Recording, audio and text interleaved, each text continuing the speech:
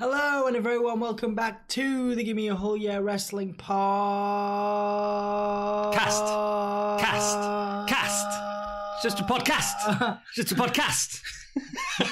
Keep going. Oh, Cast. My name is Dom. And I'm Ant. And today we are looking at SummerSlam 1997 from August 3rd. 1997. I'm really excited about this episode. I just had a really good pizza. I've got a coffee in my Gimme a Whole Year brand mug. Yeah, man, it was a really good show. A lot of people will talk about the birth of the Attitude Era. Some people say it's a King of the Ring. Some people say now. Some people say Survivor Series of this year.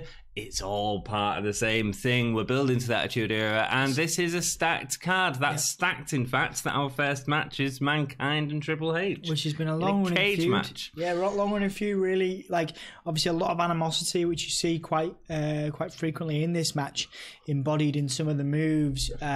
Particularly, you remarked off camera how, aggressively Triple H is throwing. There was a lot of cage spots in it, man. A lot of cage spots. There's a lot of aggression here. You see the early kind of flashes of Cactus Jack, and we see a lovely moment where Mick Foley imitates Jimmy Superfly. Oh, he does, man. With a diving finish, great. the diving elbow. So there's some beautiful moments in this. Also in this pay-per-view as well, moving on from that, we've got the Stone Cold and Owen Hart match with the pile driver, which broke Austin's neck. So we're going to review that match. The infamous kind of sit-out tombstone, which no one's ever seen before and no one's ever done since. No, definitely not, and neither should they. We don't see pile drivers in WWE anymore, probably for good reason. Indeed. Let's take you back in time a little bit.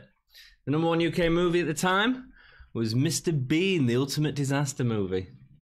Classic. I love Mr. Bean. Love Mr. Bean. It's good stuff. Who doesn't love Mr. Bean? Yeah, man. Rowan Atkinson. Have you ever met Rowan Atkinson? No, I've never met Rowan Atkinson. He seems like the kind of person you get on really well with. Yeah. Rowan, if you watch the podcast, get in contact, man. We'll have you as a special guest referee. Number one UK single at the time was Puff Daddy and Faith Evans, I'll Be Missing You. That was in the charts for ages. I'll be missing. Is that the right Yeah, it's the one. How's it go? I don't know. No, that's Sting, isn't it? That's Sting, man. I think it's very similar, man. I get a lot of Sting. I keep thinking a lot of these tunes are Sting. It's the 90s, brother. I'll be watching you, isn't it? I'll be watching you. The Stalker song. Commentators for tonight. It's really creepy, It's all isn't Sting and Policeman. Commentators were Vince McMahon, JR, and Jerry the King Lawler. We established we're in America tonight. Important for WWE to do this. Obviously, the biggest feud at the time is the Canada versus America angle with Bret Hart,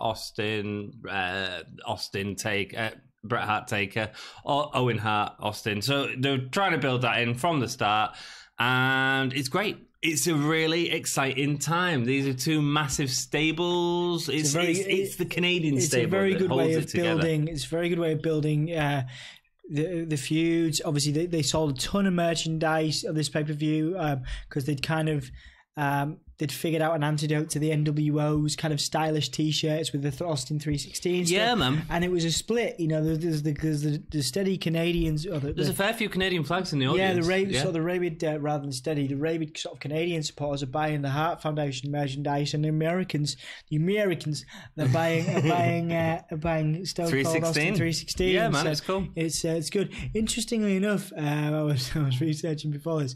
Apparently, there was a big party outside. There was. It was shown Sunday. in the pay-per-view. Yeah. And basically people were just hammered like from before the pay-per-view. So so that can attribute to, because I actually really enjoy this pay-per-view. But it's great pay-per-view. But if you look, if you listen, I didn't really focus on it too much. But then the crowds are sometimes. I think quite dead sometimes. They get behind the certain spots, like the Taker and Bret Hart match. I can get why. Because there are quite a few slow points in that match. There was well behind the Owen and Austin match, so I mean, the proper pop for Austin. Apparently people were falling asleep because people had been basically drinking, hammering it, being proper lads, and it looked like a good time though in that car park. Should we do that? Should we just go hang out in a car park outside of WrestleMania? Yeah, too right. We'll do a live podcast from there. We have a video package again, trying to blur the lines between good and evil. We've seen this a few times now, where it's dark versus good, it's no more.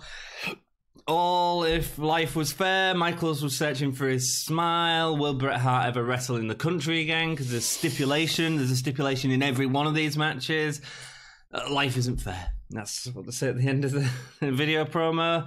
WWF once again ramping up the pyro big time. Loads of pyros on the entrance, loads of pyros in the ring. At the start, Jerry is building up Austin having to kiss Owen Hart's backside if he loses the match. Another stipulation, and that certainly didn't happen. Probably part of the reason Austin, in so much pain, went to make sure he got the pin on Owen, because if not, he would have looked silly doing that, and Austin wouldn't have needed that at the time. So straight into the first match, steel cage match. Mankind versus Hunter Hearst-Helmsley with China. Mankind was a champion at this point. He was a tag team champion with Stone Cold Steve Austin. Oh, yeah, of course, as Dude Love. We see footage from Canadian Stampede. That was an amazing pay-per-view. We just reviewed that. So if you're hanging around in the YouTube, go back and review that video. It is an amazing pay-per-view and well worth watching and seeing our opinions on, I would hope. Mankind impersonated a cameraman to attack Hunter on Raw without China getting involved, because China was always the one that stopped Mankind. China's very heavily involved in this match. Booking a strong man, but eventually she saw him and tackled him to the ground. It's real funny though. Foley's doing some really great stuff here. We see someone dressed as Dude Love in the crowd. The Dude Love character is maybe some of his best work, actually, I think, this time. It's great. It is really great. It's the three faces of Foley that's starting to come up. But we are getting Mankind at SummerSlam. We're not getting Dude Love at this point. You get a lot of hints to Cactus Jack, though. The removing of the mask. Get the bang bang. Yeah, absolutely. And commentary are really selling Cactus Jack as well as a character, but we haven't seen him in WWF yet. And it's interesting to see that build, because obviously it was Triple H feuds that revealed the Cactus Jack when he used Cactus Jack to help beat Triple H at a certain point. When the bell rings, Hunter tries to escape immediately. Clever. Hunter tries to climb the cage, but Mankind backdrops him. Mankind hits the knees to the face with a bang bang following, again referencing Cactus Jack. JR really building it up. No wonder they brought it in later. A real nice pile driver from Mankind right in the middle of the ring. Oh, the stump puller. Yeah, I love that. Yeah, man, it's great. He's got some really good... back in the day, the stump puller pile driver and the double arm DDT, which he does really well here in Triple H. He does. Sells it really well. My two favourite moves, like growing up. Man, and they were very much moving away from the mandible claw as well, which was sort of Mankind's staple, really. It became Mick Foley's with Soccer as well. Once Soccer Dude Love used it weirdly quite a few times, like when he was, in title matches specifically. Yeah, but it was less of a Jack thing, and less of, it become a Foley thing because Soccer took off later on in the career. Mandible hits the mandible claw, but China pulls Foley off from the outside of the cage. See a lot of interference here from China. When he tries to climb over the top, China goes to meet him. Hunter goes to meet Mankind and delivers a suplex from the top of the cage. That was big ace. spot. There's loads of big really spots cool in this matches. Hunter goes to Foley doesn't hold back his body, really bending the cage as he's being thrown into the cage a lot. After a few minutes of attack, Hunter tries to go over the top, but Foley holds onto his leg. China keeps managing to interfere, pulling at Mankind's head before a forearm through the cage. That was really cool. Like, it was, like China looked like a legitimate threat to Mick Foley here, and she was always on it as well. She felt like a bodyguard in much more of a way than Diesel ever did with Shawn Michaels, because Diesel always felt like the cool guy on the outside with Shawn Michaels, whereas China was really getting involved in the matches, which was great, but not doing it in a chaotic way. Still absolutely. With that stern-faced, hard edge. Always managed to maintain the composure. Yeah, man, absolutely. Mankind delivers Mankind goes to deliver a suplex, but Hunter's legs get caught in the top of the cage. Mankind delivers a running push, which sends Hunter's body limply falling to the canvas. It looks really nasty, actually, between the cage. Hunter backdrops Mankind onto the steel cage, which again has him falling between the ropes and the cage, looking really nasty. It was really nice. They used the cage a lot in this match. A lot. I thought more than we're used to seeing as well, modern day, I think. They're really selling the animosity between the two. Yeah. And I think Foley's much more used to taking those kind of bumps, rightly or wrongly. You can see he's really going for it. He's really putting his face, he's allowing Triple H to really that cage to the limit. Really go and this is the old blue cage, not the more modern cage, which I don't mind. It's a lot shorter, isn't it, this blue cage? But it's really cool. It's the one we associate with all the classic cage matches. Yeah, with the old ones. But we also haven't seen a cage match on WWF for a long time. Like, we had sort of the last big one I remember was obviously the Bret Hart and Owen one at the Summerslam a few years previously. But that was like 3 years ago in terms of story time. So they're using it sparingly, and it's exciting to see. They do now, actually. They do, yeah. You don't see it too often. It's really cool when you do. It's becoming more of an NXT thing, actually. They seem to be using it more in NXT nowadays. The two fight on the top rope, leading to Hunter hanging by his manhood. Hunter falls, gets his leg caught. That's an opportunity for Mick Foley to escape. As he goes to put his head through the cage door, Chyna comes through. I think she kicks it. You don't see it, but whatever happens, amount of force. Mick Foley gets a concussion off this. It's nasty. It looks bad. He was worried he wasn't there. I was researching before the podcast. He was worried he wasn't going to be able to make that big spot, the Superfly spot. Yeah. Understandably, because she really hits it into his head. No gimmick there. Heavy hit. Chyna then throws the ref onto the steel steps before throwing a steel chair in for Hunter. Mankind slingshots Hunter straight into the cage, knocking Chyna off the cage into the barricade. Mankind delivers a double-arm DDT onto the steel chair. That was ace. Mankind climbs out. Chyna comes in to try and wake up Triple H. When he gets to the bottom, he takes off his mask, climbs back up to the top of the cage, and delivers an elbow off the top of the cage. Yeah, the Superfly tribute, which is obviously, if you go back and watch Mick Foley's career, there's a video of him diving from, I think, the top of his house. Yeah. And the Superfly thing's really important. I think that was Madison Square Garden, was it? Against Don Morocco. Yeah. A famous spot in the history of sort of wrestling spots, especially within cages. The first time anything like that was really seen in the WWF. Mick Foley was there. Yeah, that was what made him want to be a wrestler. Yeah, and so here he is paying tribute to that with his own move, the elbow off the very top. It's epic. It is. It's a big move, a big moment, a great moment for Foley to be able to pay tribute to what he's done previously, and a great callback to the moment that made him want to be a wrestler, I think. It was really well done, and it was nice to see. I said this to you. It's nice to see Mick Foley. I think it happens more in the early days of these feuds, but Mick Foley actually gets a win here. He does. He gets back out, which doesn't happen too often. Looks exhausted on the floor, lays down on the floor. The piano music starts playing.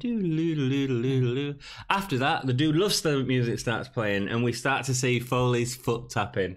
He's so fun, man. Yeah. He's so fun, and he slowly becomes his Dude Love character, even though it's an exhausted Dude Love character. And as he goes up the ramp, you get a bang bang, yeah. He also goes and hugs a Dude Love fan in the crowd, a guy who's got like a Dude Love t-shirt on. He gives him a cuddle. It's really cool, man. Really good stuff. Great to see Foley's characters. I think the next Rumble is where we see all three of his characters come into the Rumble in it and stuff like that. What do you think about the match? I really liked it. Good match. I give good that, opener. Yeah, I give that a nice 4 out of 5. I think, like, obviously Mick Foley matches and Triple H matches have been consistently, in the main, very good. I think their chemistry throughout their careers. Helped put over Triple H. We've had this conversation before, where there's a lot of talk about how Mick Foley doesn't think of it like this because, of course, he wouldn't, because he's lovely. But a lot of wrestling fans rip into Triple H quite a lot for not giving Mick Foley the credit he deserves. Mick Foley didn't need wins, though. He was just so enjoyable to watch. One of the nice things I like about this, and I think it's underrated from a production standpoint, they put the cage match on first, so they didn't have to set up the cage. So it makes sense, you know. We don't get that. Do you know, in a couple of the earlier pay-per-views, WrestleMania 2 would be an example. WrestleMania 2 has like a 10-minute, like, how fast can the stage crew build the steel cage? And we don't have any of that. It's all just cut out because we're going straight into it.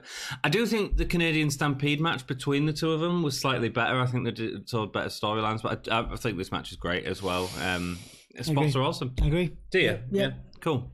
Todd, the mullet has swapped for a tuxedo, introduces Gorilla Monsoon and the Headbangers. Have I ever told you look good with a mullet? I'm pretty sure I have. Thanks, man. I'm sure I've told you. I don't have a mullet. No, but you would look good with one. Thanks. I'm not having one. They come out with Gorilla Monsoon, the Headbangers, and the Governor of New Jersey, the first female Governor of New Jersey, and Christine Todd Whitman. But Todd Pettingill calls her Christy because he's so down. Smooth. So down. He's smooth. So this is important in wrestling history because she was the governor that helped reduce taxes within the New Jersey area, meaning that WWF came back. Basically, I think it was 9 years prior, the state of New Jersey had decided to put up taxes for entertainment shows or live events. Basically, WWF said, "Well, if you're gonna charge us to play this amount of money, if you're gonna take all this money off us, we'll just play somewhere else." Yeah, of course, and they do have they have plenty of other places to go. Absolutely. So why bother going there when they're gonna get such a huge tax on live events? So they give her a title belt. She issues an open challenge for the title belt by standing by the crowd. A couple of them wanted to take it. She gets a lot of boos. Yeah, interesting in terms of wrestling history, and we see shots with her with the Undertaker. It's a good moment. It's R.I.P. Council tax. Yeah, or whatever it's a good moment, I think, and it's a testament to the marketing power of WWE. You know how they're everywhere when a team wins the Champions League. Yeah, man. In Europe, or when someone wins the Premier League in the UK. They always send somebody to present a nice looking championship belt, and it just goes to show how long they've been at this, and what a great marketing machine. They're not daft. And brand, as a brand, it's such a great brand. My sister and her partner went on honeymoon in Dubai recently, and she sent me a video from the top of one of the world's tallest buildings. Oh, the Burj Khalifa, yeah. And they took a video because it was showing like John Cena putting Kane through a table at the top of there. Like there was some sort of video package that WWF had done for him and stuff like that. Oh man, they're everywhere. It's hard to realise how much they are in the world. It's pretty cool. Yeah, their global reach is entertaining. It is, and it's only going to get bigger in the next few months, I think. They give her the title belt, blah, blah. We see the party in the parking lot that we talked about. We see Shawn Michaels there posing on top of a limo. You know, there's like a festival, there's like a couple of festivals that have been called Party in the Park. Me and Anthony have decided that we're going to go and kind of echo this, and we should call it Party in the Parking Lot. Party in the parking lot. The Give Me a Whole Yeah, Party in the Parking Lot. Nice. Join us for like the first... Wrestlemania or something. We did say we'd do that one day. Oh, man, they already happen in Wrestlemania. Like they treat it like the Super Bowl, so you will get barbecues and all sorts, I'd assume, at a Wrestlemania car park. It'd be great to see. But there's so much happening in the city during Wrestlemania these days. It'd be hard to see everything. We should do it one day. We will do it one day. The Headbangers gimmick. So they should have been crowd surfing to the ring, man. Yes. They should always have crowd surfed to the ring. Yes. Why didn't they do that? Skirts, maybe? Nah, they've still got tights on underneath. Yeah, man up. Not necessarily quite uncomfortable, I imagine, for them. Man up. They get groped all the time in the ring. No, I think I was watching them they were crowd surfing at this party thing, and I was like, why the hell didn't they do that in the ring to get to the ring? That would have made sense. Like a headbanging version of the Shield. Yeah, absolutely. Yeah. Or even the Nation of Domination. They were doing stuff in the crowd at this point. The Nation of Domination come out later on in the pay-per-view through the crowd. Let's run through the pay-per-view and get to the good matches at the end then. So Goldust with Molina versus Brian Pillman. I actually quite like this. I really like Brian Pillman. Obviously, he's limited. His moves are slightly limited by his injuries. Yeah. But I think they're a perfect foil to each other, and I would have loved to have seen... I think they do have some matches in different promotions. Pillman's just plagued with injury, man. That's my issue. They can't put on much of a match here. But he did some good stuff. Like some all right, there was a nice suplex and a few decent moves. A nice flying clothesline from Pillman. Yeah, man. I have a lot of time for Brian, and I have even more time for Goldust. Yeah, and Marlena particularly at this time, who acts as the perfect foil, the perfect. But this is just a comedy match, really. That's all it is. It's just sort of a throwaway 7 minutes. It's interesting because you look at Goldust's career and he become like the comedy match guy later on in his career. Actually, it was starting now. This is the start of it. Pillman, JR tells us that if Pillman doesn't win, he'll have to wear a dress on tomorrow night's Raw, because every match has a stipulation in this one. The gold dress is there for people to see. Yeah. Lawler's obviously supporting Pillman, saying Goldust will eat that dress. In a promo, Pillman says Marlena wants him out of the dress and she'll have to dive him first or something. Yeah, fine.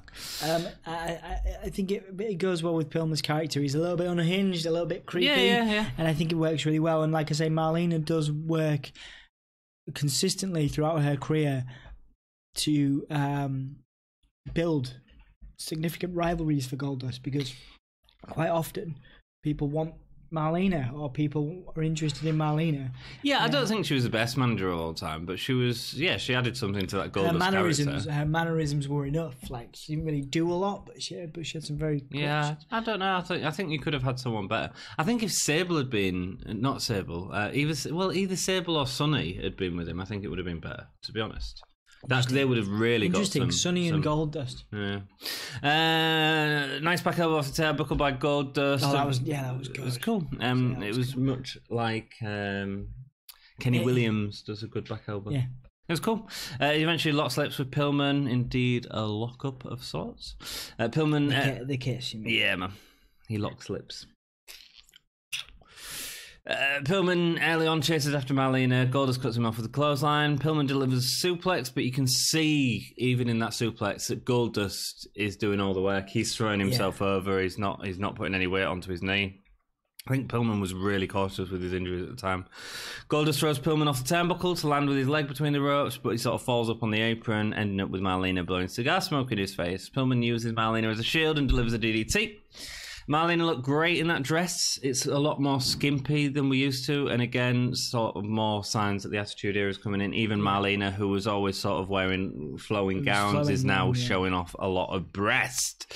Pillman locks on a headlock. Pillman looked great with makeup covering his face from the kiss, and it was there throughout the entire match. Goldust does multiple strikes with a wind-up at the end of it. Is that the first time we've seen that? You mean the dusty punches? Yeah. I think it's the first time we've seen it, perhaps, yeah. Yeah, I think it might be. Goldust goes for a sunset flip, but he first gets Pillman down. Oh, he can't get Pillman down. He makes it to the ropes, but Marlena hits him with a purse, and Goldust gets the pin. The mannequin's put into the ring, and Pillman starts attacking the mannequin.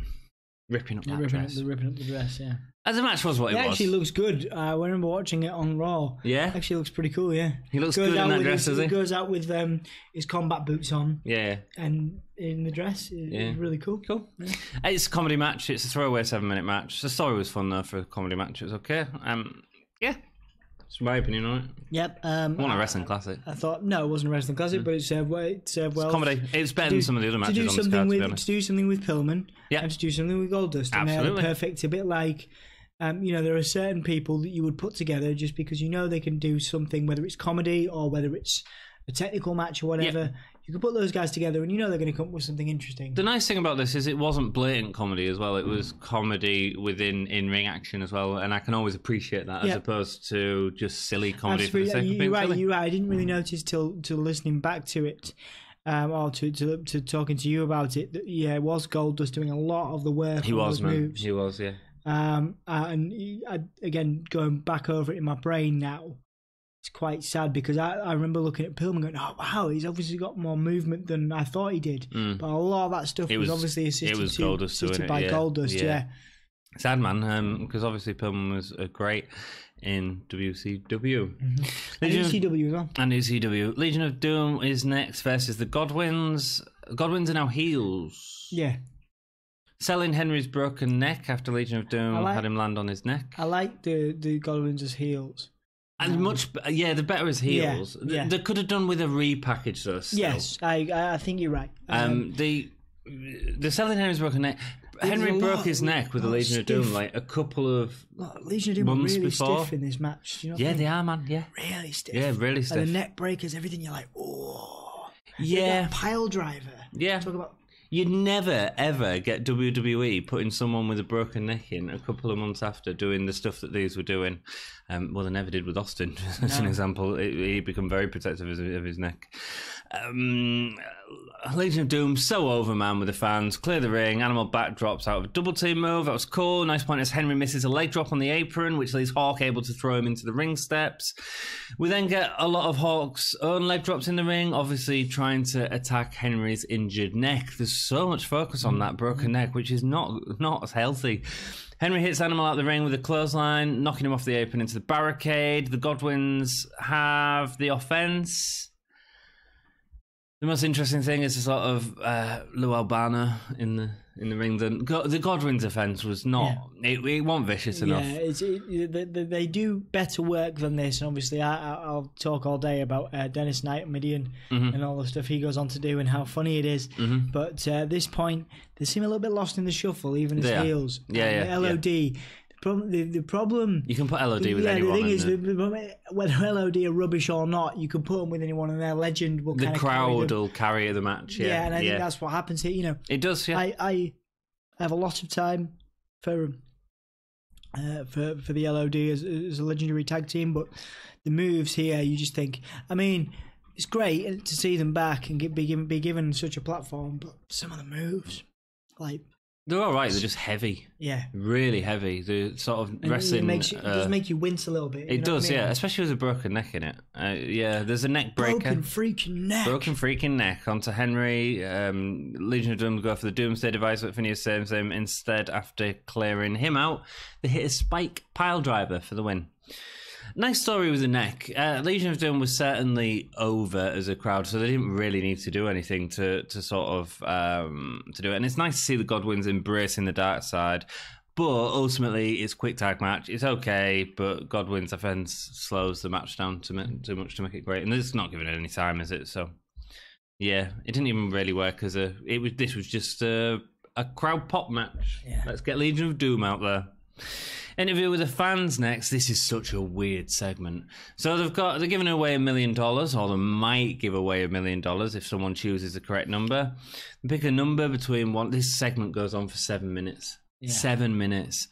The two fans come up. They've been flown in. They've got to pick a number between 1 and 100. Sunny was funny. She was clearly trying to put off the kid, who was clearly excited by Sonny's really hard massages on his back while he's trying to talk. It's quite funny, actually. It was clearly a rib she was doing. They call someone up. So they're calling people up because obviously there's been some sort of hotline or something that people have called up. Which I hate. It's the worst thing about this. It's a quiz show, man. It's the worst thing about this era of WWE is the bloody hotline. Well, they call someone up. Was it like last one? You had this really heavy match between Mankind and Triple H, or whatever, and then they're on the phone line. They're on the phone, yeah. Fans. Yeah. You know, it's like, oh no. I'm on about. They're calling up people to say, oh, you got a chance to win $1 million. I know what you're saying, the hotline thing. Yeah, well, we never got it in the UK because you couldn't call the Superstar line in the UK, could you? So they call someone up, they don't answer. Right, cool, so that's 2 minutes lost. Todd calls someone else up, but the phone line's disconnected. Great. Todd tries to keep it only with Sunny breast jokes, telling her to move the paper up and down. It's just really awkward. Third person to call. Hello, are you watching SummerSlam? Oh no, I'm not watching SummerSlam because my cable provider doesn't provide it. It's like, oh man, okay. Next person. Television. The Essence speaking of way, picks 83. Sonny tries to open the casket and it doesn't open. Pettingale calls another person because they haven't learned the lesson. I think they'll just keep going. At least she answers. Sable tries to open it but can't do it. The young lad tries to open it with his number, can't do it. And then Sable comforts him afterwards. Todd Pettingale's, because she's got a breast in his face. He's only a young lad. Todd Pettingale says that's worth more than $1 million, and one day you'll grow up to realise that. Yeah. Such a sleazebag. No one wins the money. The show that one of the keys did work. A lot of it's pay-per-view, man. You wouldn't pay money to watch that junk. It's a little weird, isn't it? It's a little weird. A lot of WWE is really bad at just kind of glossing over some stuff. Yeah. I suppose what else are you going to do? But they gloss over a lot this time. Obviously, just trying to kind of move the show forward and just like it's awkward. It's really awkward. Yeah. It was funny though when the kid had his head in Sable's breast. Well, I have a very similar memory, but with Melinda Messenger. You had your head in Melinda Messenger's breast.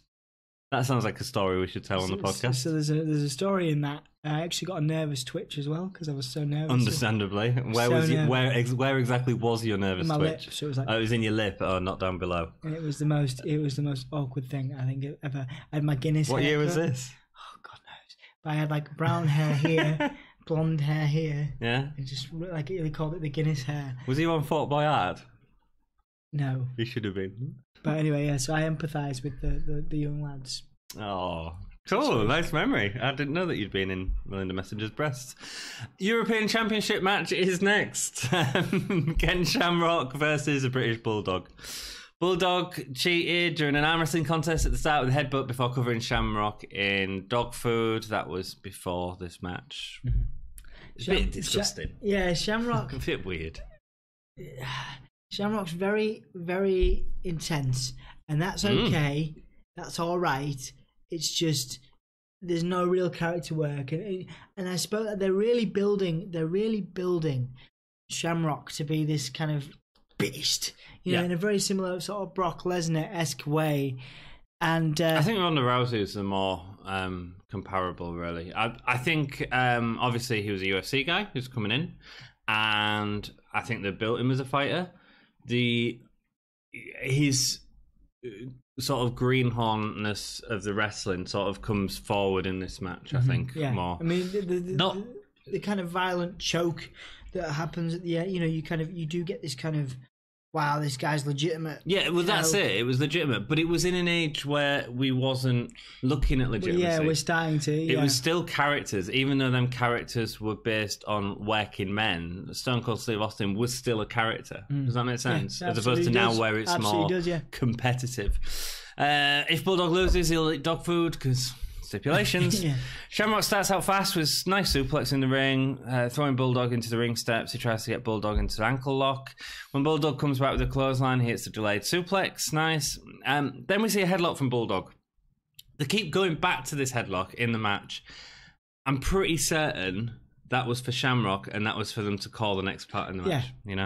And that's, I think, where the sort of slowness of this comes down, and the problem with Shamrock comes in, because they were having to stop it to say, now we're going to go there then. Talking about the stiff workers, I think Shamrock's very stiff, but again, I think Vince McMahon wanted he wanted to push Shamrock to the moon. Understandably, he was a star. So here's an example: Ryback. Yeah. Great physique. I like Ryback. Yeah. Looks intense. Yeah. Vince is clearly a big fan. Same with Shamrock. Yeah. But there's something missing there. There's something missing. Shamrock can throw a mean suplex. Like, did you see those belly to bellies he was doing? Look, fantastic. Yeah. But the match doesn't flow. It's very stiff. It's very slow. It's very methodical. Depends who you put it in the ring with. Do you think he would have done better with Owen? I think he would have done well. The perfect person to put him, Vader. His opening match with Vader was great, and that was because it was almost like a shoot fight, and we really enjoyed watching. We did discuss that. I think more guys like that would have been slightly easier for Shamrock to work with. He gets sent into turnbuckles, ring steps. Shamrock was bleeding quite a lot from the mouth, covering his lips and face with blood. After Bulldog hits him with a cup of water, Shamrock does the same with a can of dog food whilst unleashing a flurry of punches, and the ref throws out the match. Shamrock absolutely loses it in the ring, locks in a sleeper. Bulldogs choked out. Refs coming in to break it up. He won't do it. Belly to bellies them. Yeah, he belly to bellies Pat Patterson, Joe Briscoe, several referees. Cool. It's cool. The end part is actually the really cool part of this. The match is naff, but it's the dud. It's just it's to get to this point. He's met with cheers generally from the audience, although there's still boos. It's interesting though. Again, you're moving into this era where the crowd are really cheering the guy that's doing the heel turn in the ring. There's an interesting kind of. I've read a lot about sort of pay-per-views at this time, and it's the first time where you kind of get at least in such a massive way, where you get the tweener effect, the grey to the black and white. Really, very much. So now you don't quite know where Ken Shamrock sits. You don't quite know where Brian Pillman sits or Goldust. No. And there's a lot of characters. You're like, are you a good guy? Am I supposed to cheer for you or not? Are you the baddie? Yeah. You know what I mean? It's a real staple of the Attitude Era, that as well. Yeah. The ending is good. The match. I think now there's too much of it.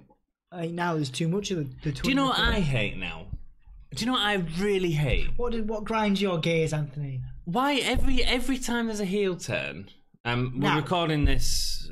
Bailey's just turned heel on Raw last week. So we're in September 2019. Yeah. There's a lot.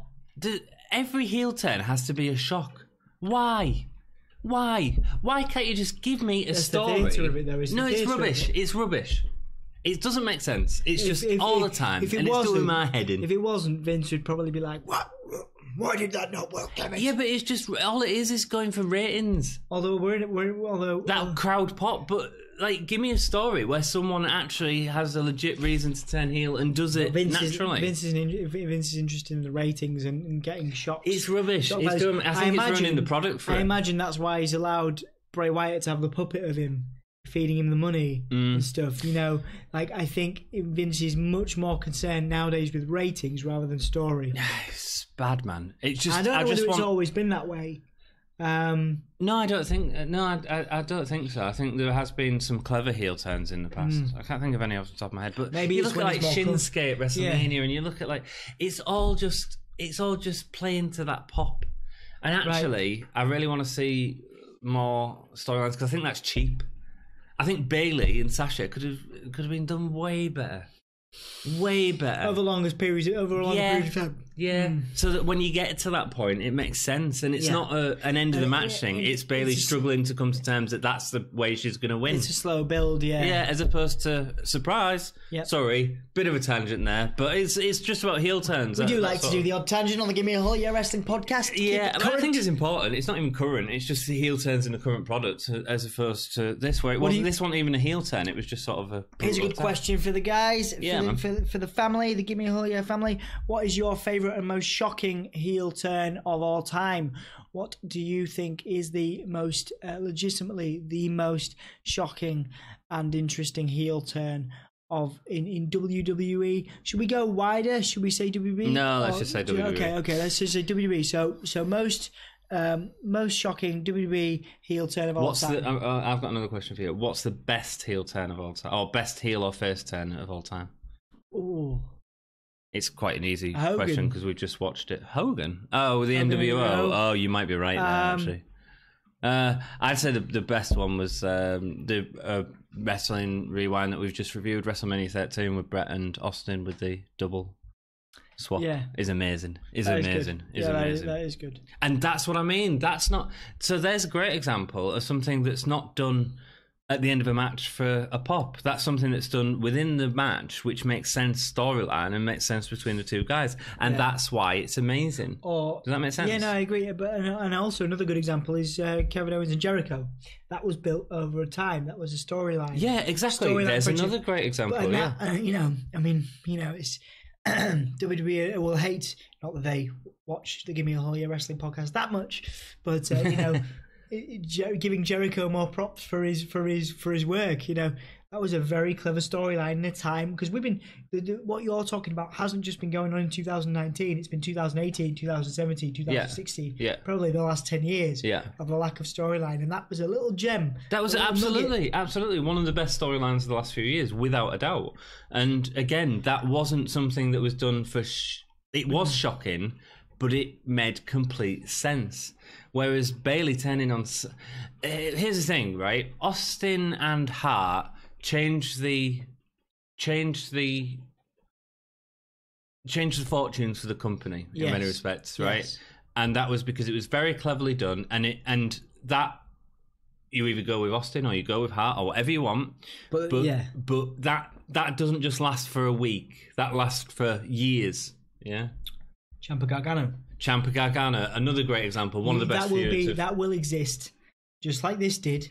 This feud existed over not just months or weeks, but years. That Austin Bret feud was constant. But again, the Gargano and Ciampa are the example for me, because that's constant. It's going to be constant. It's going to be. Yeah, but the heel turn happened in a snap, didn't it? Yeah, but that feud, are they going to be best friends or bitter enemies? Could be another 10 years. Yeah, exactly. Just like Michaels and Triple H. Yeah.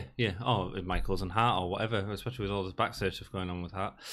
Interview with Shawn Michaels backstage. He's going to be unbiased fair referee, calling it straight down the middle. Cool. Los Boricuas. Said every special guest referee ever. Everyone ever. Los Boricuas versus the Disciples of the Apocalypse. Los Boricuas was Jesus Castillo Jr., Miguel Perez Jr., Jose Estrada Jr., and Savio Vega, whereas the Disciples was 8 Balls, Chains, Crush, and Skull. easier names to remember. Both the leaders have been fired from the nation, so Savio Vega and Crush, and set up their own factions to war with the nation and each other. We get to see an awesome video package, lots of brawls, lots of fights happening backstage. Good way to use the characters as well. This is probably the best time, or we're heading into the best time for factions in WWE history. I love the factions. I'll talk about the problem I have with these as factions, right? What's the biggest faction in WWF at this time? Now? Yes, I know at the time. The Nation of Domination? No, the Hart Foundation. And they were at the top of the card, yeah, and they were main event all the time, yeah. Fair enough, cool. We've got this wonderful thing going on. You make all these other factions. If the Nation of Domination had existed by itself, I think they would have done better because you would have had another strong faction. It's a good point. You've now got 4 factions, right? And there's one A team, there's one B team, and there's 2 who are in this match. Yeah? Yep. Do you know what I mean? It feels like a little bit too much. But do you not think it's a good way to create roles for people? Factions, yeah, absolutely. Absolutely. I just think these were gangs. They were just all gangs based on where they came from. These 3 in particular, these 2 in particular, and they were just very low on the card compared to Hart and Nation, and that's why they're burnt out after a year of feuding with each other. A really cool shot in this video package of one of the Los Boricuas boys dragging one of the disciples of Apocalypse motorcycle behind a car, so they were really investing money into it. I just think when you've got this going on compared to the Hart stuff, but had they got rid of it and they just had the Nation feuding with Hart, it could have been better for both of them, I think. Yeah, you can't put too much effort into comparing though, like I said. No. You can't compare stuff at this level of the card with what we're going to see with Owen and Austin, or what we're going to see with Hart and Taker with Michaels. It's just a bit throwaway, isn't it? If you have too much of one thing, and that's what this feels like now. It feels like too much of that stable thing. And I love stables, man. And we've only got 2 in WWE at the minute, which is really sad. Vega comes down with a baseball bat, doesn't get used. To say hello to the Spanish announce team, that's really cool. It's Tito Santana. Is that there? I don't get to hear him now. I love seeing you. The disciples of the Apocalypse enter on motorbikes because they're hardcore bikers. They ride around the ring, then park them at the top of the ramp. After all 8 men go at it, Jose, Estrada, and Skull start off the match. It's really hard to keep up with this match. There's so much stuff going on. So a couple of highlights. Estrada hits a bulldog off the top rope, but it's thwarted by a big boo. 8-ball delivers a really nice spinning sidewalk slam. Spinning backbreaker from Crush, chains hit multiple elbows. Savio Vega heel back kicks, 8-ball. Savio Vega's heel kicks were great, weren't they? Well, yeah, we've always been a huge fan. He's good. Miguel Perez was really hairy. Yes, really hairy. I do remember his hair. He was very hairy. Yes, in fact, that's what he'll be remembered for. Was his hair. We should do a tribute to his hair. He was hairier than George the Animal Steel. Wow. That's hairy. The Nation of Domination come down through the crowd. Farouk, D'Lo, Karma, and Ahmed Johnson, who has joined the Nation.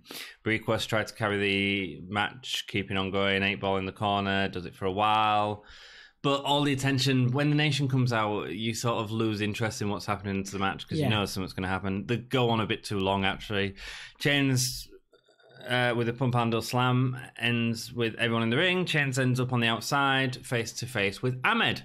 Ahmed delivers a Pearl River plunge, pushes him back into the ring, and Miguel Perez places his fairy body on the top of him for the win. Boricuas goes to the outside. The Nation start attacking all of them. They all fight up the ramp. Crush gets on his bike to break up the fight because a bike riding at 10 miles an hour is enough to go, we better stop. No, nothing to the match. I mean, it does well to further the storyline between them all.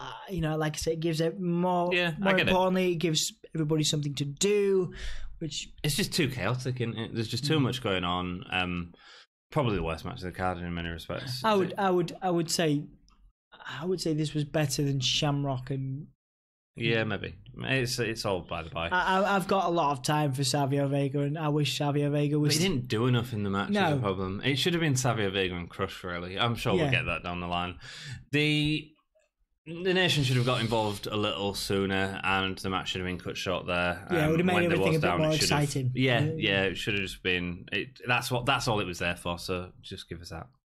Cool. It was a fluffer, wasn't it? It was a fluffer. We have got to the Intercontinental Championship match, which is probably the part that you're most excited to hear about, one would assume. Indeed. So before we go into it, please go hit us up on our social media channels. We have Facebook, Twitter, Instagram, and Patreon. Go support us on any of them, and it really helps out our podcast. Also, let people know about this. We're a baby podcast. If you're not already, man, hit that subscribe button. It really helps us out. And if you like the video, we do appreciate it. Yes, it makes a huge difference. If you want to help us, you can go to Redbubble, buy a mug, buy a t-shirt, and we'll spend the money on the podcast, basically. Buy some new lights. Buy some new lights, yeah. We've only got one light today. Maybe get you a mullet. Maybe get me a mullet. It won't happen. Intercontinental Championship match next. Owen Hart versus Stone Cold Steve Austin. So your video package, Owen was the one to pin Austin at Canadian Stampede, obviously. Selling Austin never giving up once they'd handcuffed him. I didn't notice this when we was watching the Canadian Stampede, but he was like flicking the fingers back at the crowd as he was going off. In the handcuffs, yeah. Yeah. Austin says that he's that confident he's going to win. He will kiss Owen's backside if he can't kick it, because we need a stipulation. We see a backstage Austin interview. It's the first time that we see Maggle Cole. Maggle. Trying to get an interview. Austin pushes him out of the way, calling him a stupid little boy. It's a real smooth shot, actually. The camera sort of follows Austin from his back and then keeps going until he's out into the audience, straight down the ramp. It's a beautiful shot, and obviously Austin gets an awesome pop. The crowd wake up for this match. Yeah. Understandably, they fell asleep for the rest of that, though. The last three matches were just duds, really.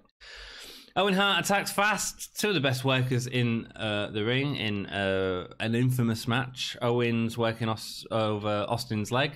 Talking about the animosity Triple H and Mankind were able to build, Austin and Owen were able to build just as much, if not more, in this match. Yeah. You were like, do these guys hate each other? And that's the brilliant. That's the brilliance of both of them. Because they didn't hate each other. Well, not before. Quite sad, yeah. Quite sad afterwards. They never quite recovered their friendship, but certainly not before. Owen's working over Austin's leg, gets a Luther press to get Austin in the lead. It feels fast. It feels aggressive. Both of them are constantly overselling for everyone. It's animalistic, isn't it? It's like two animals. It is. It's wild. such a fast pace. Owen tried to celebrate getting a leg push on the ropes.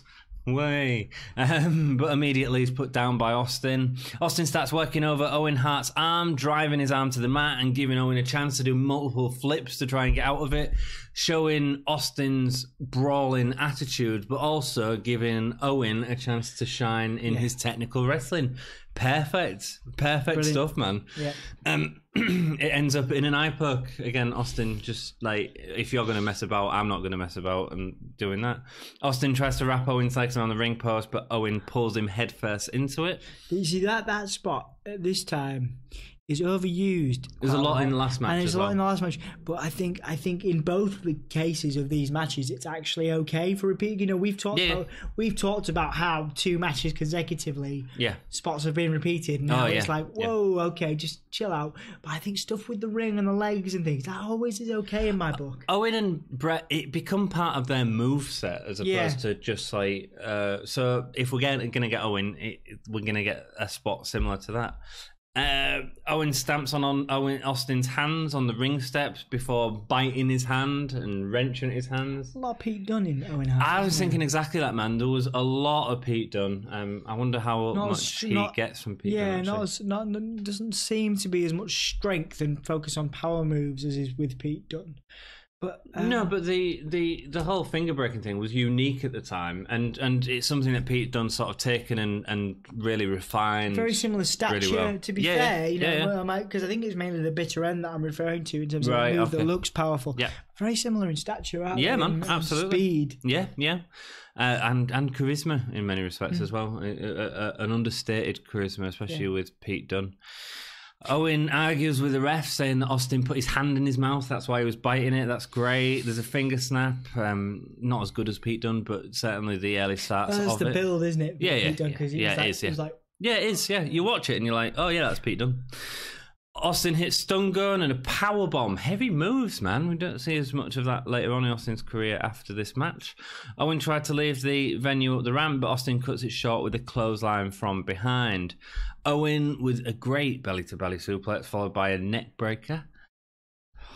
Yeah, it's hard to watch this match because the commentary, Owen's targeting Austin's neck. We all know what happens at the end of the match. So. Yeah, it's not like I say. If you hadn't seen it and you didn't know, you'd be like, "Oh, this is great! It's amazing! Yeah. What great moves! What great chemistry these guys have! Yeah. You know, wow." But like going back to it, we've had a few of these so far in our time as wrestling historians on the Gimme a Whole Year Wrestling podcast. But yeah, not quite as much as this, where we go. You remember it, and you go, that was bad. But this is like, you remember it and you go, or you watch it back and you go, oh, yeah, definitely. Austin tries to lock in a sharpshooter, but Owen puts him back down for a few picture-perfect kicks as he stands up. It's beautiful. Both men, 100 miles an hour, no stopping them. German suplex from Owen, locks in a camel's clutch to get a well-deserved break, and it's all about, again, pulling back on Austin's neck. Really, Owen delivers a DDT. Both go for sleepers, which Austin gets out of with a stunner. Owen scoots over the ropes with a headlock. Then Owen reverses over the top of Austin's shoulder after running the ropes. He then puts Austin into the piledriver position and spikes Austin's head straight into the... It was a tombstone, a variation of the tombstone. A sit-down piledriver. Yeah. It was crazy to watch. He knows it. So there's a bit. Apparently, Steve and Owen had discussed this before the match, and Steve was very against Owen doing any sort of pile driver. You know, Owen had said, "I've done this before. I did a tombstone before, but he'd gone to the knees, just like the Undertaker does. Mm-hmm. But he was going to try something different. This sit out, as it's called." Tombstone, and Owen had to talk Austin round to letting him do this move, and I think that probably it was a consequence of because Austin talks about this in his autobiography, I believe, and he says that we never were as close afterwards because I think Austin trusted Owen to do that move well. Yeah, it wasn't done well. It cut short Austin's career, really. And then I think it kind of destroyed their friendship a little bit, which is sad that those things do happen. Yeah, so Bret kept telling Owen to call Austin to make it up to him because that's one of the things Austin was really angry at, that Owen had never called him. So he says we can't hear Owen's side of the story as well. We must remember that because of course. So the two never properly reconciled before Owen passed away. It's sad. It's sad. It's an accident that happens. It's wrestling. It's sad that it happened. It's sad. I don't think this was the right time to try a move like that. No. The two had really gone at it in this match. Yeah, and both visibly exhausted from the rest of the match. Owen knew something had gone wrong. Automatically, he says stop. Owen tries to buy Austin some time, saying that he's going to kiss his backside now. Al Ebner's talking to Austin. Yeah, you know something devastating happened. Austin, he goes up to Ebner. Ebner, I think, tells him, we'll go to a roll-up. Austin crawls over for sort of the weakest roll-up ever, understandably. Yeah. Understandably, wins the Intercontinental Championship in doing so. He wasn't going to lose that spot, man. He couldn't have lost a match because it would have made the Stone Cold character look too weak. Yeah, and it would have been very difficult for him to do in that. I mean, without trying to make light of the situation, it would have been very difficult for him to do any kind of character work. Yeah. He broke his neck, man. Any kind of character work, like kissing a backside. Yeah. You see, Austin's interesting because they did still get him back on TV, even with his broken neck, because he was such a big deal. Even if you want him matches, he'd still have segments. He returned very quickly. I think it was Survivor Series, was it he returned? Yeah. I mean, that's so quick when you consider we're at SummerSlam. It's only a couple of months to come back from a broken neck. Obviously caused him major issues throughout his career, ending his career in, was it 2000? Was it 2000 or 2002? There was a return time, wasn't there, where he came back for a while. When did his career end? Was it 2000 or 2002? I think it was 2002. With that incredible Watt gimmick that he had, he turned a word into a phenomenon. Yeah, for the second time. Which is still seen today, man. For the second time, still seen today. I can't remember what his last match was. Let's find that out. His last. I can't remember. I know he was a referee in the Goldberg Brock match, wasn't he? Was that 2002 WrestleMania? I think so. 2003. Stone Cold last match. Anyway, Austin crawls across the ring. 2003. Who was it against? Final wrestling match at March 30th. WrestleMania 19 against The Rock. Yeah, cool. There you go. Awesome match. 15 years ago. The ref goes to help Austin out. He doesn't want the help. He raises the champion, but then drops it to the floor. He's knackered, man. He's broke his neck. But that doesn't detract from the fact that it is an awesome match. I mean, the two men were going 100 miles an hour. It's such a shame it happened. To be fair, both my holy chip moment and my match of the night are easy. Spoiler alert! But this is my match of the night, and the holy chip moment is the obvious. It'll be interesting to see your best performer. So cool. Thanks for watching that. Stay with us and subscribe for more. The Undertaker versus Bret Hart for the championship is next. That was really well done. I genuinely thought you were. I was like, nice segue. Good. No, man, because I feel like people probably don't watch this entire video. They'll probably go, "Oh, I'll skip forward to." Are you watching the entire video? I don't know. Which is fine. It's all good. We appreciate your staying power if you do. Yeah, some people do. I can see on the watch time. Some people do better than ours. Some people watch 20 minutes of it, and I assume that they're flicking through the best bits as opposed to just watching it from the beginning. Well, we appreciate you. Hey, whatever you do, however you choose to devour us, however you choose to, don't forget to keep it gay. And let's move forward. The Undertaker versus Bret Hart is next with Shawn Michaels as special guest referee. Big stuff. They hated each other backstage. This is when they really hated each other. Yeah. A video package of Hitman and Taker. Hart says if he doesn't win, he'll never wrestle again on American soil. We see Michaels getting involved, saying he leans towards Taker's side. Oh, sorry. If he leans towards Taker's side, he also won't wrestle again in the United States. We see Shawn Michaels interfering in a Hart's match. This is my issue. What is this? Who's this match between? Yeah, but it was never just between Undertaker and... it's got nothing to do with the champion. It's got nothing to do with the champion. It may as well be a triple threat. It may as well have been. It may as well have just been Shawn Michaels and Bret Hart because it didn't care about the Undertaker enough. It needed to be. It's a great iconic match for the people within it. No, it's not. It's an iconic match for two people. That's Shawn Michaels and Bret Hart. The only reason it's iconic for Undertaker is because it's the second time he's been screwed out of a championship. I think the Undertaker needed to be there. Okay. I just feel like Undertaker... Perhaps as the foil, but he needed to be there. I just feel like they could have done something to have him more intertwined with it. I feel like the whole focus was on Shawn Michaels and Bret Hart, and I feel like it took away from Undertaker. Yeah. You know?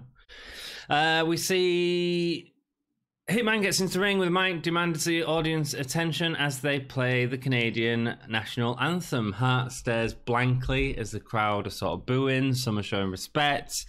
Some incredible anti-American heel stuff here. Incredible stuff as he was waving his Canadian flag. Michaels checks out the boots of the challengers. I really wanted him to start taking out like crosses and stakes from Undertaker's tricks. That would have been real funny. And it would have made the match a bit more about Taker. Hart goes for an early attack on Taker. Taker throws him into the corner for the punches. When Michaels tries to break it, he steps back as Taker looks at him. Taker takes it to the outside using the barricade and ring post, and Hart fights back, throwing Taker into the steps.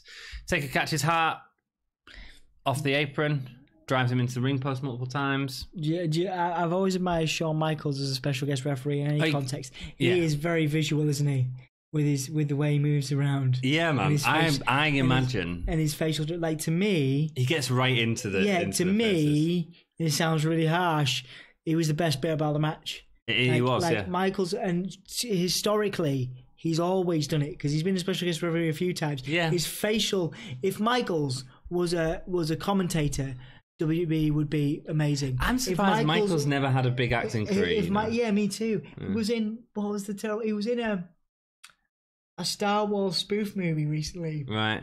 Where he played Yoda, like legitimately. Okay, cool. Legitimately, it was a spoof movie, and that was, sounds rubbish. He's also in the. What's the film The Miz has been in, like, 20 The Marine times? 5 or something. Marine 20 or something he's in. But with his charisma, he's also done a couple of other Christian films and so and stuff because he's born again Christian now. He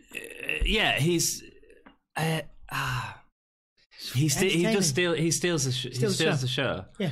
But it takes away from the champion, and that's my issue with it. Yes. And also, I imagine it would have been really hard for Bret Hart not to hit Shawn, because you can tell he's getting in Bret's face and stealing the limelight from the match. And he's really going. Bret, you see that? Did you see that full on honk of spit? You know what I mean? Oh yeah, Bret's man. Like, you know, he loved it. Bret's like, I hate you. I hate you so much, and here's a big glob of spit to just tell you.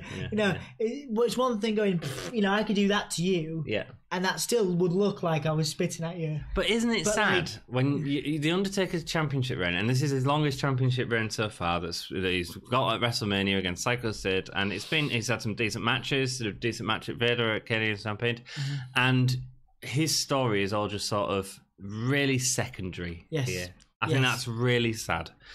Vince announces that Stone Cold has been taken to hospital as the ring action gets really slow with a bear hug. Bret starts working over Taker's leg. It's all slightly dragged out. This all could have been shorter. We see lots of wrenches, elbows, figure four leg lock. He mentions that Taker has never submitted. Never has submitted, has he done? In his career. Never submitted. Paul Bearer comes down. He's claimed that Taker's brother's still alive. The tease is, will he come out tonight? We'll get this for quite a while, actually.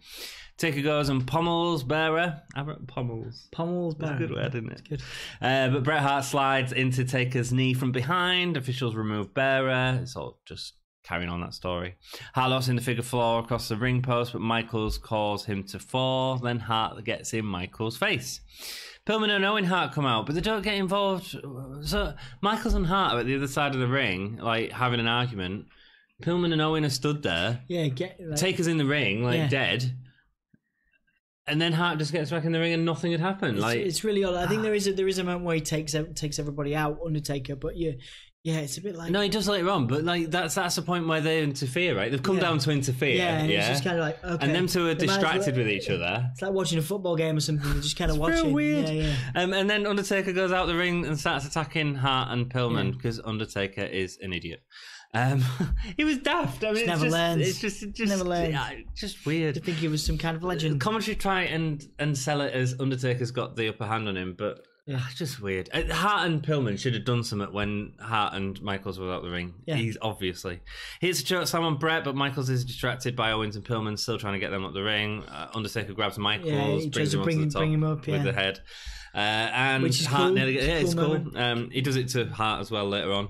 Hart nearly gets a roll up. They go back outside with Michaels getting in Hart's face. See, I'd forgotten about that. I remembered it, and I know this is completely wrong. I don't know how, but I remember the roll up and Michaels doing the fast count, but it's not how it ends. No, I remember obviously going back on it. I was like, oh, that's the fast count. Yeah, but it isn't. Yeah. No, it's not. No, that's not the win there. Hart goes for the sharpshooter. Taker grabs his throat to get out of it. Cool. Undertaker goes for chokeslam. Hart kicks out. The high clothesline puts Michael down. Undertaker chokeslams Hart off the apron over the ropes and back into the ring. A real nice spot for the chokeslam. Yeah, could have potentially saved that spot for when he was going to finish the match. Taker goes for old school, but Hart kicks him off because Hart's clever. That was cool. I enjoyed it. It was, yeah. He goes to deliver a superplex to Taker. They both go to the very top rope. Yeah. Both are very top rope. Undertaker falls off So Undertaker goes up 1 foot on the top rope, 1 foot on the second rope to have a bit more balance, and they do a superplex, which is great. I love a good superplex, man, especially with a bigger guy. Well, yeah, as long as it's well done, yeah. Yeah. Hartlock's in a sharpshooter. Taker lifts himself up. So he sort of sat there. He's not selling it. It's real weird. With his head down, and then just sort of kicks, powers him out, and then I like the way Hart. He falls out the ring. Yeah, that's cool. Man, that's cool. Taker goes for a tombstone. Hart gets out of it, wrapping Taker's legs in the ring post for a sharpshooter.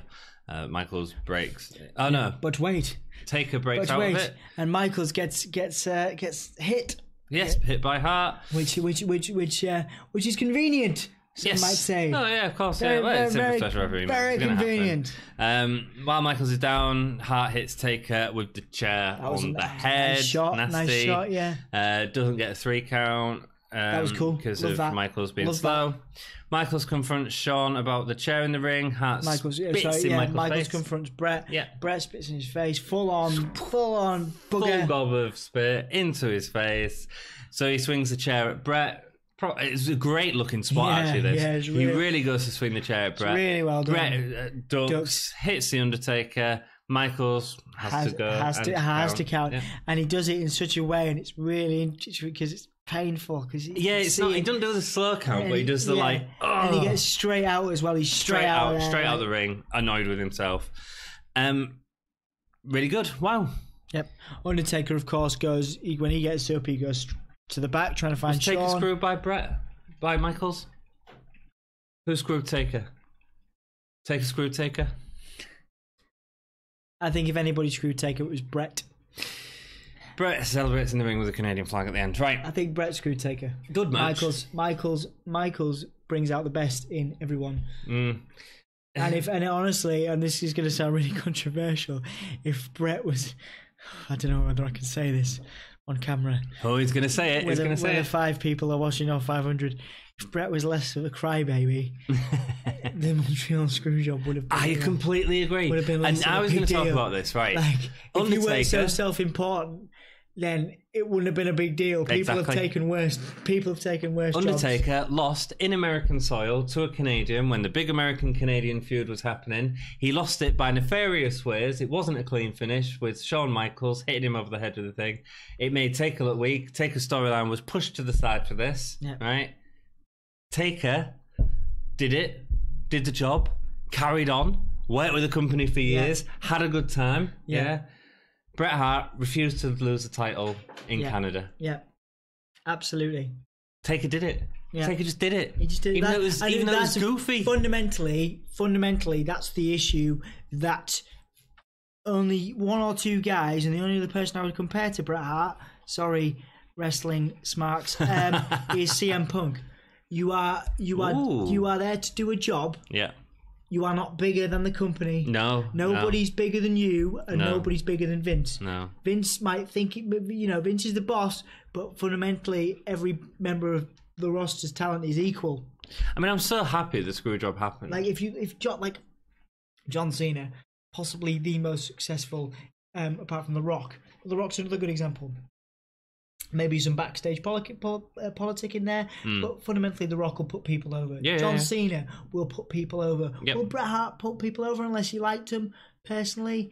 Yeah. It become politicking. It was Hogan all over again. It's ironic. Those are the three. If we look at generations, Hart, Hogan and Punk. I mean, it's interesting because you look back at how much Hart was screwed by Hogan, like WrestleMania 9. Like that was a chance for Hart to go into the limelight, and Hogan took that away from him. And here he is, like refusing to drop the belt to Michaels. Yeah. It was silly.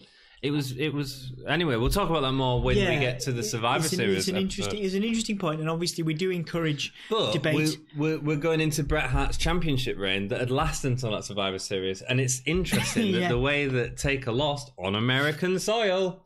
Yeah. Right, just deal with it, man. Yep, deal with it. Interesting. Good match. I mean, I think it could have been cut about 5 minutes. Would have been made it a bit tighter.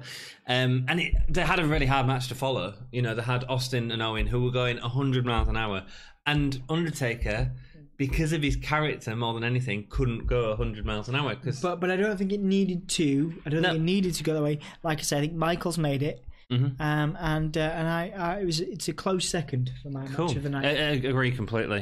Best match? Owen and Austin. Gay stars for this pay-per-view? 3.5. 2.5, agree. I agree. It's a really solid, good pay-per-view. Wow. Yeah. Are we going to review on all of these? I don't know, but well, holy shit moment, the pile driver. Best performer. That's a bit where we might not. I'm giving it to Austin again because Austin was great. I'm going to give it to Austin. If you got a broken neck and you work and you get it's not even that. It's the rate of his match before that. He's so solid. Yeah. So that's a clean sweep. That's the first time we've ever agreed. Well, should we have a? There you go. Cool. Well, thank you so much for joining us. Yes, it's been a pleasure. It's been lovely. It's been lovely hanging out with you guys, and thank you for watching the content. Obviously, we've put some new videos up, some NXT UK stuff, some opinion stuff. So please do comment. Thank you very much for paying attention, listening, watching. Paying attention, class. Dean Douglas in session.